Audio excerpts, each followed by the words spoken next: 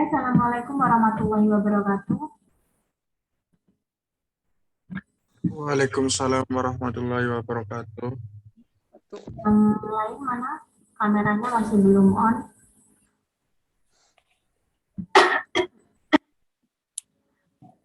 Jadi hari ini materinya kebijakan fiskal moneter ya, tapi dengan presentasi dulu. Nanti kalau misalnya sudah semuanya presentasi, baru saya tambahkan untuk materinya misalnya masih ada yang belum paham. Kemarin sudah diacak ya, yang laki-laki, gimana sih yang kemarin? Fiskal, yang moneter, yang ganjil genap ya? Iya, Bu. Yang Ganjil. genap fiskal. Kita mulai dulu yang kelompok genap, kelompok genap, Mas Aska sama Mas Ijun. Oh, adanya Mas Ijun. Mas Ijun mana ini? Masih connecting audio. Yang ganjil. Ini rekannya mana ini, Mas Aldi, Mas Ijan? Nanti kalau nggak ikut kuliah berarti presentasi sendiri loh. Tengku Wisnu ini siapa lagi ya Allah? Kuliah ya Tengku Wisnu. Mana Tengku Wisnu?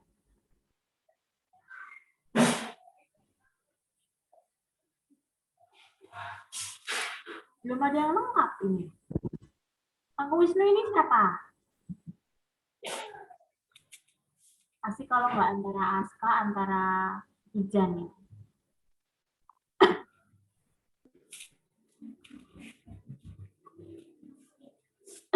Tuh, Nando. Mirip lah ya sama Tengku Wisnu. Ayo berarti yang udah lengkap Mas Ijun sama Mas Tengku Wisnu. Ayo berarti langsung presentasi aja. Yang pertama, Bu. Iya, ya udah lengkap yang pertama, yang lain belum ada yang lengkap. Ini baru mau pada join nih, Habibi, Ijan, sama Mbak Mita. Izan udah ada itu, Bu. Ya, baru aja join ini. Lalu udah siap belum Mas Ijun sama Mas Tengku Wisnu? Gimana Mas Izun?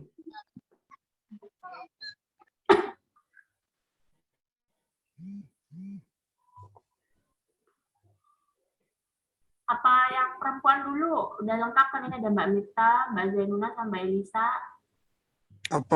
Apa itu, Bu? Kami dulu dari kelompok 3 yang moneter, Bu. Oh ya, monggo silakan. Mau ada keperluan ya? Enggak juga sih, Bu. Maksudnya biar mempersingkat waktu aja. Ini kan juga direkod. Iya. Mungkin Sama itu ya, keburu Jumatan nanti. Ya, monggo Mas Gesang, Mas Trian, sama Mas Habibi. Kameranya bagi yang lain, ini saya record loh, nanti saya upload di YouTube loh. Yang lain harus eksis juga dong mukanya. mungkin untuk Mas Trian bisa membagikan layarnya.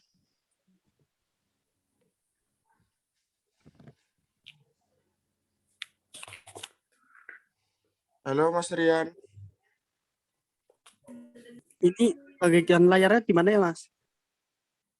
Share screen, ada tulisan share screen kan? Diketik aja, diklik aja share screen. Kan ada di bawah tulisan share screen.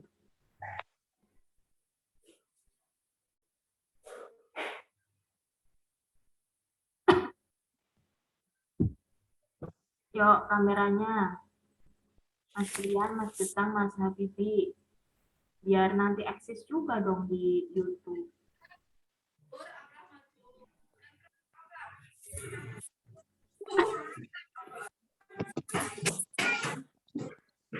Sudah kelihatan belum, Mas?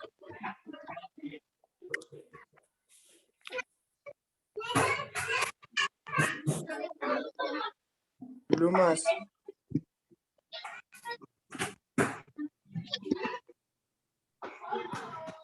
Dijadikan host dulu kamunya, Mas. Kalau mau bisa untuk share screen.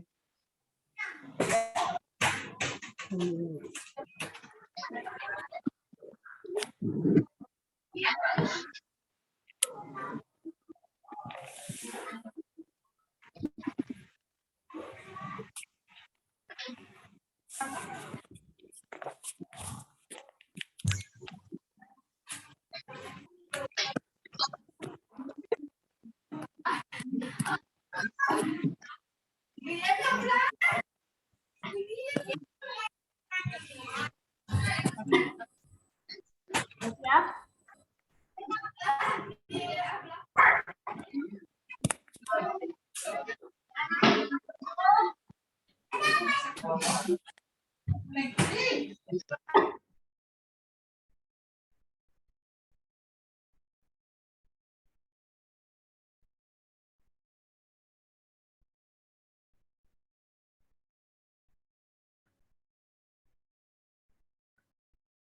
Yang kok internetnya nggak bisa?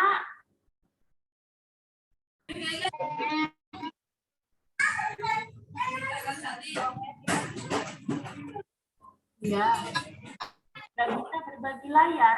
Siapa yang nggak bisa berbagi layar? Bu, mungkin kalau di Zoom ini, mungkin kalau untuk berbagi layar itu harus dijadikan host dulu, Bu. Oh, Kayaknya sih. bentar. Coba diulangi lagi. Ini udah saya klik kok. Diulangi lagi share screen.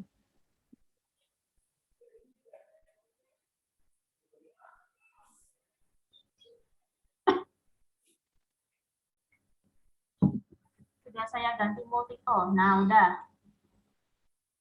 Udah kelihatan, Mas Trian.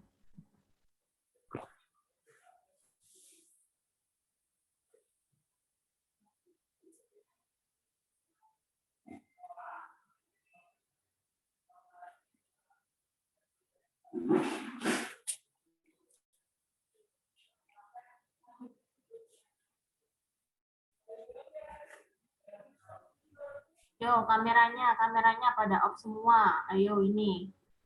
Kalau udah mulai presentasi, kameranya kok pada off semua.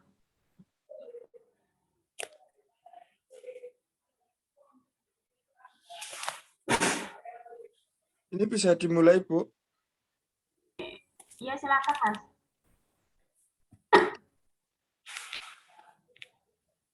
Assalamualaikum warahmatullahi wabarakatuh. Waalaikumsalam. Wabarakatuh. Yang saya hormati Ibu Ibu Husnul Khotimah selaku dosen pengampu mata kuliah Ekonomi Makro, dan juga yang kami banggakan kepada teman-teman sekalian yang telah mengikuti kuliah pada pagi hari ini. Semoga kita semua diberikan rahmat dan inayah dan juga keberkahan oleh Tuhan Yang Maha Esa. Jadi untuk pagi hari ini dari kelompok 3 atau kelompok kebijakan moneter yang beranggotakan saya sendiri, yaitu Kesang Aruf Fadila, Trian Effendi, dan Mas Nur Habibi, ingin memaparkan tentang kebijakan moneter. Jadi slide selanjutnya, Mas Trian. Jadi kebijakan moneter adalah keputusan yang diambil oleh pemerintah dalam rangka menunjang aktivitas ekonomi melalui berbagai hal yang berkaitan dengan penetapan jumlah uang yang beredar. Jadi kebijakan moneter ini sifatnya lebih kepada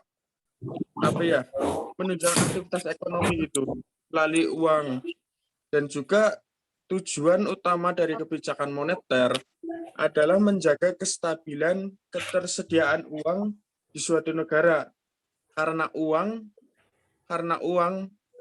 dapat mempengaruhi berbagai aktivitas ekonomi, salah satunya seperti inflasi, suku bunga, bank, dan sebagainya.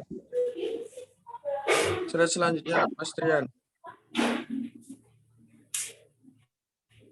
Dan untuk selanjutnya adalah penggolongan atau jenis kebijakan moneter.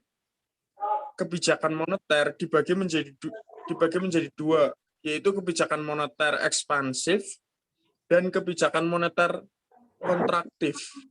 Jadi kebijakan moneter ekspansif yaitu kebijakan yang bersifat dalam pengaturan peredaran uang dalam aktivitas ekonomi, disebut kebijakan moneter ekspansif.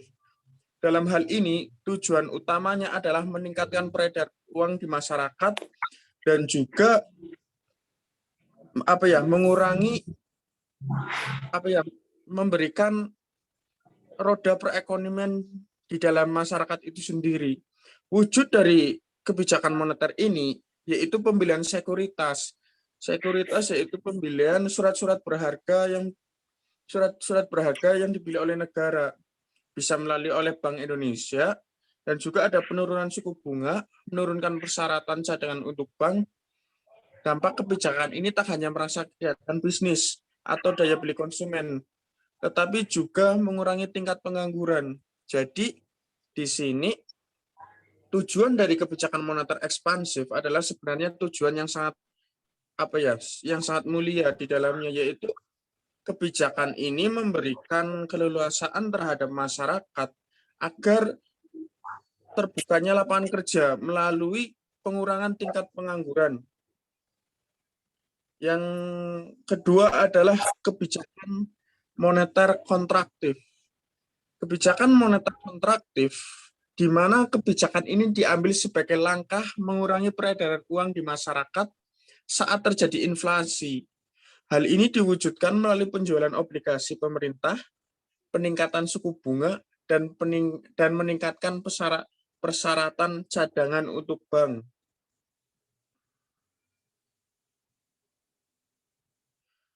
Dan untuk selanjutnya, mungkin bisa dilanjut oleh rekan saya Trian Effendi ataupun Mas Habibi.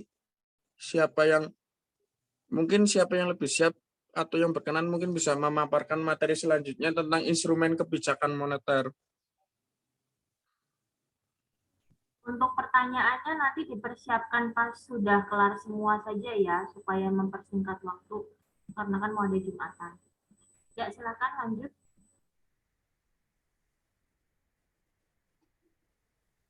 Monggo Mas Trian, sesuai itu aja, sesuai apa slide setelah Mas Gesang kan jenengan.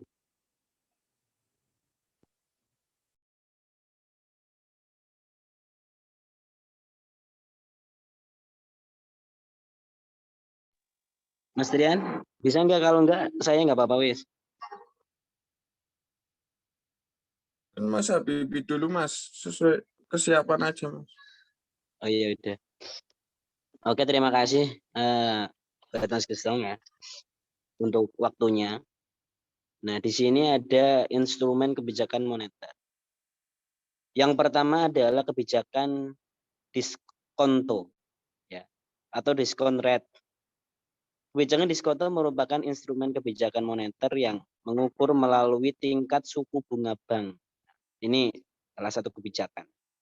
Kondisi ini di mana bank-bank umum meminjamkan dana kepada Bank Indonesia selaku bank sentral, membuat peredaran jumlah uang teratur. Ketika peredaran uang harus ditingkatkan, maka Bank Indonesia menurunkan suku bunga pinjaman. Nah, jadi kalau peredaran uang yang ditingkatkan, Bank Indonesia akan menurunkan suku bunga pinjaman. Tapi sebaliknya, jika suku bunga kredit bank akan dinaikkan, maka peredaran uang harus dikurangi. Kemudian yang kedua adalah operasi pasar terbuka. Ketika pemerintah mengontrol peredaran uang melalui penjualan atau pembelian surat-surat berharga milik pemerintah, maka yang dijadikan instrumen kebijakan moneter adalah operasi terbuka. Ya, saat pemerintah mau membelikan surat-surat berharga. Saat Bank Indonesia ingin mengurangi peredaran uang, maka pemerintah menjual surat berharga. Ini kalau Bank Indonesia ingin mengurangi peredaran. Tapi sebaliknya, ketika peredaran uang ini harus ditingkatkan, maka pemerintah membeli lagi surat berharga. Ya, slide selanjutnya Mas Rian.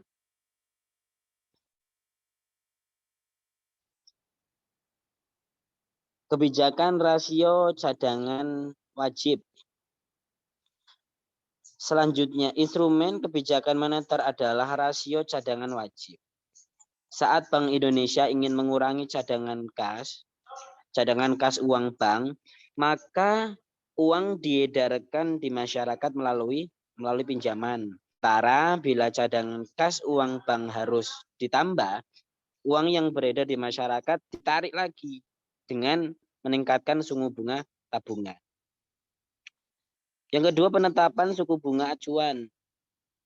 Dalam mencapai tujuan kebijakan moneter, Bank Indonesia memiliki wewenang dalam mengendalikan peredaran uang melalui suku bunga. Besaran suku bunga yang ditetapkan oleh Bank Indonesia akan menjadi acuan bank umum di seluruh Indonesia dan menaikkan aktivitasnya. Oleh karena itu, instrumen kebijakan moneter adalah penetapan suku bunga acuan. Imbauan. Instrumen terakhir kebijakan moneter adalah imbauan moral. Dalam hal ini, Bank Indonesia selaku bank sentral dihimbau seluruh bank umum untuk menjalankan kebijakan penurunan atau peningkatan suku bunga bank pinjaman. Nah, tujuan kebijakan moneter. Jadi yang namanya kebijakan pasti punya tujuan. Nah, ini adalah tujuan daripada kebijakan moneter. Yang pertama, tujuan kebijakan moneter ialah menjamin stabilitas ekonomi. Udah tentu. Namanya kebijakan pasti akan menstabilkan, mengaturkan, melaraskan, mengondisikan bahasanya. Pertumbuhan ekonomi di suatu negara berjalan dengan baik atau terkontrol dan berkelanjutan. Jadi bukan hanya nanti ini tapi nanti berkelanjutan. Hal ini dapat diwujudkan melalui keseimbangan arus barang atau jasa dengan peredaran uang. Oleh karena itu, tujuan kebijakan moneter adalah menjaga stabilitas ekonomi suatu negara dengan pendapatan terkait peredaran uang di masyarakat. Yang keduanya adalah kebijakan moneter yang kedua adalah mengendalikan inflasi. Inflasi atau inflasi ditekan. Maka Bank Indonesia menetapkan kebijakan bertujuan mengurangi uang yang beredar di masyarakat dan menjaga ketersediaan uang di bank, sehingga salah satu tujuan kebijakan moneter adalah mengendalikan. Kenapa, Bu? Inflasi apa? Inflasi meningkatkan nilai mata uang. Pengertian dari inflasi apa? Kenapa, Bu? Pengertian dari inflasi. Kalau secara bahasa saya sih ya, Bu. Kalau inflasi itu ketika barang tapi secara keseluruhan itu namanya itu bahasa saya sih, Bu. Kemarin padahal udah dibahas loh, pengangguran, inflasi. Iya, Bu. Saya juga sering bahas tentang inflasi. Berarti nggak ada yang masuk pengertian inflasi.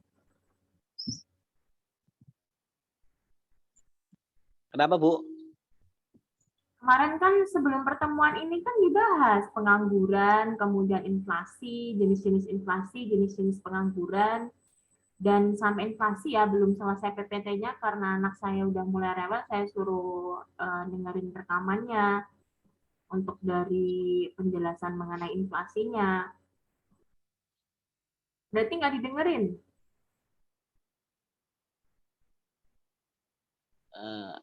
Didengerin mungkin, Bu. Didengerin lah, Bu. Ada yang tahu inflasi apa? Kelompok Kenaikan harga, Bu. Yang satu kelompok, Mas Gesang atau Mas Trian? Mungkin saya izin menjawab ya, Bu, tentang inflasi. Mungkin inflasi sendiri menurut pandangan saya itu naiknya suatu harga yang secara masif dan universal, Bu. Harga itu diikuti oleh barang-barang yang lain gitu. Mungkin seperti itu, Bu. Ya, jadi pengertian lainnya seperti itu ya, bisa seperti itu atau kenaikan harga barangnya itu tidak hanya 1-2 barang, tapi sebagian besar barang yang memang dominan dikonsumsi di negara tersebut. Dan naiknya juga tidak naik dari 1.000 jadi 1.100 itu nggak tergantung 1.000 jadi 1.050 Jadi ada persentasenya kan, kemarin ada inflasi tarikan, ada inflasi alamiah. Kalau di bawah 5% itu masih inflasi alamiah, masih normal. Itu juga inflasi karena terjadi kenaikan harga barang. Tapi kalau sudah dari 5%, 10% itu sudah melebihi, bisa sampai stagflasi, resesi, bahkan sampai dengan depresi. Ya, diperhatikan ya.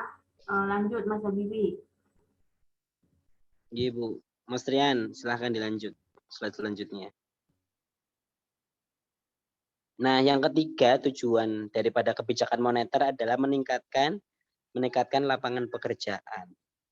Ya, tujuan dari kebijakan moneter adalah meningkatkan lapangan pekerjaan. Bank Indonesia meningkatkan lapangan pekerjaan. Kestabilan peredaran uang membuat aktivitas produk meningkat. Dengan naiknya kegiatan produksi, maka diperlukan sumber daya manusia dalam mengelolanya. Sehingga hal ini mampu menyerap tenaga kerja dengan ketersediaan lapangan pekerjaan. Kebijakan moneter meningkatkan lapangan pekerjaan. Yang keempat adalah melindungi stabilitas harga barang di pasar. Tujuan lain atau daripada kebijakan moneter ialah mampu melindungi harga pasar, kestabilan harga pasar. Ketika harga stabil, maka menumbuhkan rasa percaya daripada masyarakat terhadap tingkat harga sekarang dan di masa mendatang. Sehingga daya beli antar periode akan tetap sama. Kestabilan harga ini bisa diatur melalui keseimbangan peredaran uang. Jadi peredaran uang ini memang sangat sangat mempengaruhi perekonomian suatu negara. Pemerintah barang dan produksi barang. Yuk selanjutnya Mas Trian. Nah, kemudian menjaga keseimbangan neraca pembayaran internasional. Kebijakan moneter tidak hanya berpengaruh terhadap aktivitas ekonomi dalam negeri, namun juga di luar negeri. Salah satu tujuan kebijakan moneter adalah menjaga keseimbangan neraca pembayar internasional. Hal ini dapat diwujudkan atau dapat dibuktikan dari stabilan jumlah barang ekspor dan impor yang sama besarnya. Oleh karena itu, nggak heran ya, pemerintah sering melakukan devaluasi dalam hal ini. Kemudian yang kedua, mendorong pertumbuhan ekonomi. Seluruh dampak atas kebijakan moneter diharapkan mampu mendorong pertumbuhan ekonomi. Sudah tentu. Jadi program pemerintah, kebijakan pemerintah pasti untuk kebaikan masyarakat, kebaikan suatu negara. Mendorong pertumbuhan ekonomi. Sebab demi mencapai tujuan tersebut diperlukan berbagai kesuksesan tiap komponen. Salah satunya ini. Misalnya seperti kerjaan lapangan pekerjaan, kemudian kestabilan inflasi, kemudian aktivitas produksi dan permintaan barang. Nah, mungkin untuk slide selanjutnya tentang kebijakan moneter akan dilanjutkan oleh rekan saya Mas Trian Effendi. Terima kasih.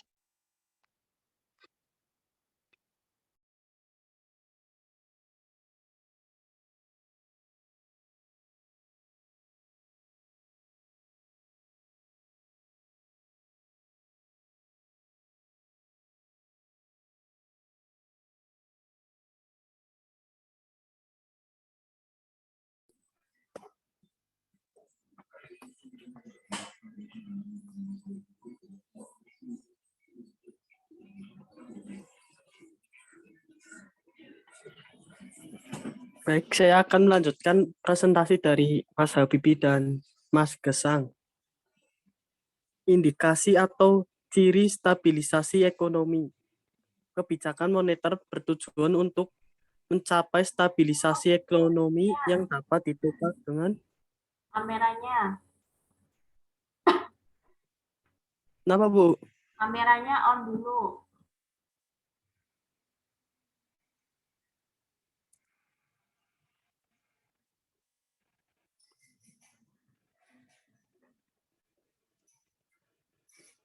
Satu, kesempatan kerja 2. Kestabilan harga. 3. Neraca pembayaran internasional. Kesempatan kerja. Semakin besar gairah untuk berusaha, maka akan mengakibatkan peningkatan produksi. Peningkatan produksi ini akan diikuti dengan kebutuhan tenaga kerja. Berarti akan terjadinya peningkatan kesempatan kerja dan kesejahteraan karyawan. Kestabilan harga. Apabila kestabilan harga tercapai, maka akan menimbulkan kepercayaan di masyarakat. Masyarakat percaya bahwa barang yang mereka beli sekarang akan sama dengan harga di masa depan. Neraca pembayaran internasional. Neraca pembayaran internasional yang seimbang menunjukkan stabilisasi ekonomi di suatu negara.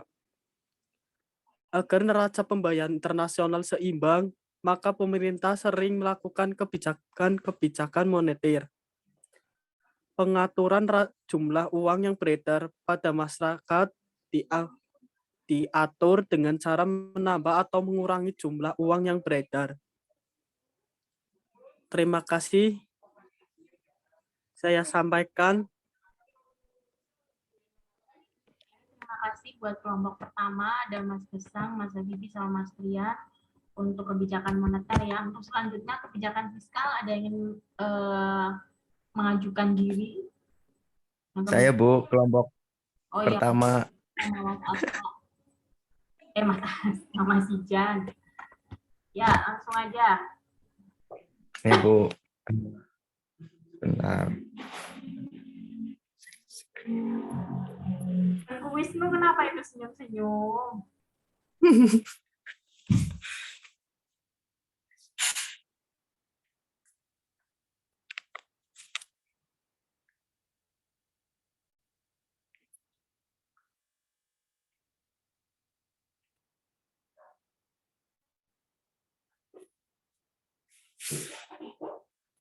Oke, bismillahirrahmanirrahim. Assalamualaikum warahmatullahi wabarakatuh.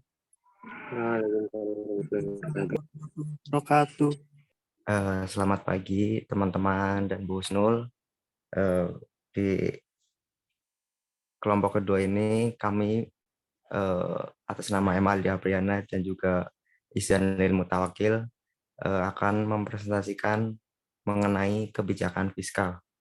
Yang pertama, dari pengertian dulu, menurut KBBI, fiskal itu adalah berkenaan dengan urusan pajak atau pendapatan negara. Jadi kata fiskal itu sendiri berasal dari kata fiskus, yang merupakan nama seseorang yang memiliki atau memegang kekuasaan atas keuangan pada zaman Romawi kuno. Sedangkan dalam bahasa Inggris, itu berarti masuknya uang yang ada dalam kerajaan. Sedangkan di Indonesia, kebijakan fiskal merujuk pada kebijakan pemerintah untuk mengarahkan ekonomi suatu negara melalui pengeluaran dan pendapatan pemerintah. Kemudian tujuan dari kebijakan fiskal yang ada di Indonesia, yang pertama untuk menaikkan PDB dan pertumbuhan ekonomi. Kebijakan fiskal bertujuan untuk meningkatkan pertumbuhan ekonomi secara maksimal karena berpengaruh besar dengan pemasukan atau pendapatan negara. Contohnya ada bea cukai, pajak bumi dan bangunan, pajak penghasilan, devisa negara, impor dan pariwisata. Kemudian yang kedua untuk memperluas lapangan kerja dan mengurangi pengangguran. Kebijakan fiskal tadi sudah dijelaskan bahwa pendapatan negara itu bisa digunakan untuk membangun, contohnya kayak misalkan lapangan pekerjaan, dan bertujuan untuk mengurangi pengangguran. Kemudian untuk instrumen kebijakan fiskal itu ada penerimaan dan pengeluaran pemerintah yang berhubungan erat dengan pajak. Asumsinya jika tarif pajak diturunkan, maka kemampuan daya beli di masyarakat akan meningkat dan industri pun bisa meningkat jumlah penjualan. Contohnya ketika kita membayar pajak, ketika misal katakanlah dari yang awalnya 100.000 diturunkan oleh pemerintah menjadi 50.000.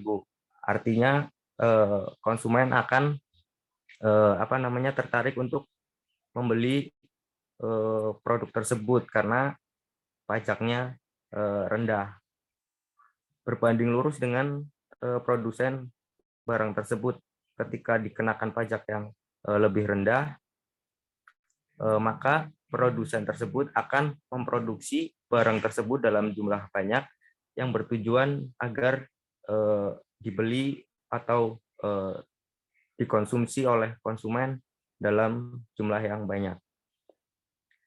Nah, kemudian untuk macam-macam kebijakan fiskal, mungkin nanti bisa dijelaskan oleh rekan saya, Mas Izan. Silakan, Mas Izan.